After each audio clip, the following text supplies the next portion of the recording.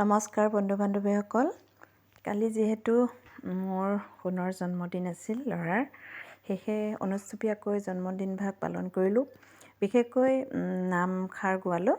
11জন ভকত মাতিছিলোঁ যদিও 9জন আহিলে, 2জন বিশেষ কাৰণত আহিব নোৱাৰিলে আৰু থুলমূলকৈ নামষাৰ গোৱাই দিনত জলপানকে কৰি আৰু গধূলিলৈ আমি সপৰিয়ালে এনেকৈ ভাত এসাঁজ খালোঁ আৰুনো কি আৰু এয়াই যেনিবা আমাৰ ল'ৰাৰ ইচ্ছা আৰু সি যিহেতু এতিয়া 18 বছৰ সম্পূৰ্ণ হ'ল যদিও সৰুৱে হৈ আছে, ক'ব গ'লে জন্মদিনটো নেপাতিলে ভাল নালাগে।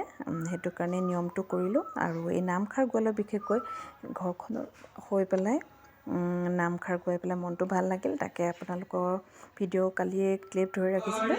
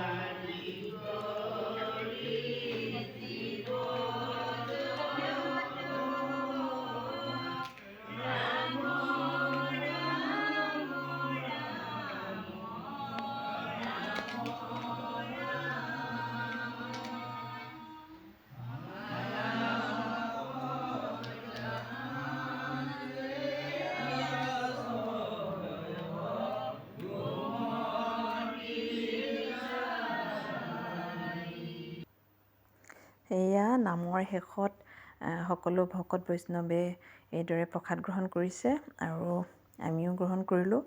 যিহেতু আমাৰ খেলৰ মানুহ তাকৰ, আমি এইদৰে আৰু ওচৰ পাঁজৰ 2-এজন মাতি পেলাই আমি কামটো কৰিলোঁ আৰু ল'ৰাৰ ভাল হওক তাকে কামনা কৰি পেলাই এই শৰাইভাগ আগবঢ়ালোঁ আৰু এয়া আমি সকলোৱে এইদৰে প্ৰসাদ খাইছোঁ আৰু এয়া নৌব আৰু ইফালে ৰশ্মি আছে, এইফালে আমাৰ জিতু দা, সকলোৱে আমি এনেকৈ প্ৰসাদ গ্ৰহণ কৰিলোঁ।